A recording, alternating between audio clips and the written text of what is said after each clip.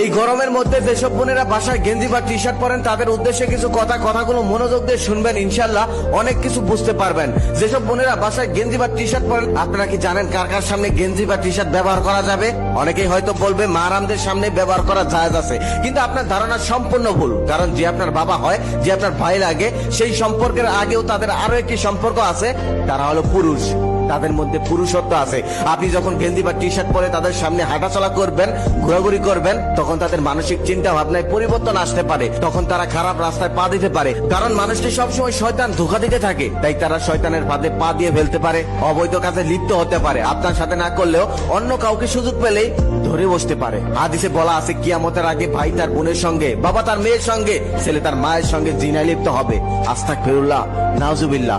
আল্লাহ তাদেরকে হেদায়েত দান করুক, আল্লাহ তাদেরকে ক্ষমা করুক। খবরে অলরেডি এইসব আপনি শুনতে পারবেন, এইসব অলরেডি শুরু হয়ে গেছে। এর কারণ কি জানেন? একমাত্র মেয়েদের বেপরদা। কিছু মেয়েরা তো এখনই রাস্তাঘাটে প্যান্ট টি শার্ট পরে ঘুরে বেড়ায়। ওইসব মেয়েদের তো লজ্জা শরম কিছুই নেই। তারা মুসলিম নাকি অন্য ধর্মের সেটাও বোঝা যায় না। আল্লাহ তাদেরকে হেদায়েত দান করুক, আল্লাহ তাদেরকে ক্ষমা করুক। এখানে কিছু বেপরদা মেয়েরা বক্তব্য রাখবে যে আমাদের দেশে তো 5 বছরের শিশু মেয়েকেও দর্শন করা হয়, বৃদ্ধকেও দর্শন করা হয়। তাদের উদ্দেশ্যে আমি একটা কথা বলবো, তাদের এই প্রশ্নের দাঁত ভাঙা জবাব দিতে আমি একটা কথা বলতে চাই। সেও অনেকদিন আগের কথা। আমার পাশের বাসার এক আন্টি একদিন বিরিয়ানি রান্না করছিলেন। তার বিরিয়ানির গন্ধে পুরো মহল্লা মৌ মৌ করছিল। সেদিন সেও আমাকে বিরিয়ানি দিল না। তারপর আমার বিরিয়ানি খেতে প্রচন্ড ইচ্ছে করলো গন্ধ শুকার কারণে। তারপর আমি বাজার থেকে বিরিয়ানির সকল জিনিসপত্র কিনে এনে বিরিয়ানি বানিয়ে খেলাম।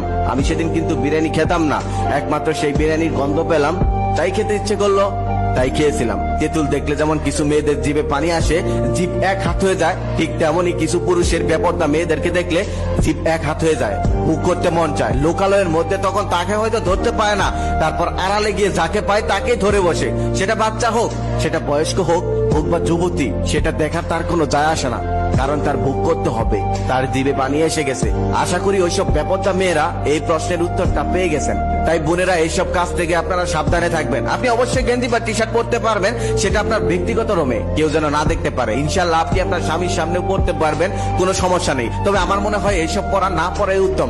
কারণ আমাদের প্রাণপ্রিয় নবী হযরত মুহাম্মদ সাল্লাল্লাহু আলাইহি ওয়াসাল্লাম মহিলাদেরকে পুরুষদের পোশাক পরতে নিষেধ করে গেছেন। এতে ফিতনা হতে পারে, মহিলাদের পোশাক হবে ঢিলাঢালা। আমাদের প্রাণপ্রিয় নবী হযরত মুহাম্মদ সাল্লাল্লাহু আলাইহি ওয়াসাল্লাম কোনো কথা এমনি এমনি বলেনি। আশা করি সবাই বুঝতে পেরেছেন। ভিডিওটা বর্তমান সময়ের জন্য খুবই উপযোগী। আমি প্রত্যেকদিন ভিডিও বানাই, তবে কখনো লাইক চাইনি, কমেন্ট চাইনি, শেয়ার করতে বলিনি। আজকে একটা অনুরোধ করব, এই ভিডিওটাতে একটা লাইক করবেন, একটা কমেন্ট করবেন, একটা শেয়ার করবেন, যাতে সবাই দেখতে পারে। আর সেখান থেকে একটা মানুষও যদি সংশোধন হয়, নিজেকে সঠিক পথে নিয়ে আসে, তাহলে আমি সার্থক।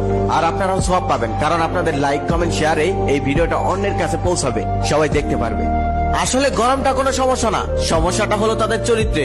সত্যি যদি তারা গরমকে ভয় পেত, তাহলে তারা জাহান্নামের আগুনকেও ভয় পেত। বেপরদা হয়ে রাস্তাঘাটে ঘুরে বেড়াতো।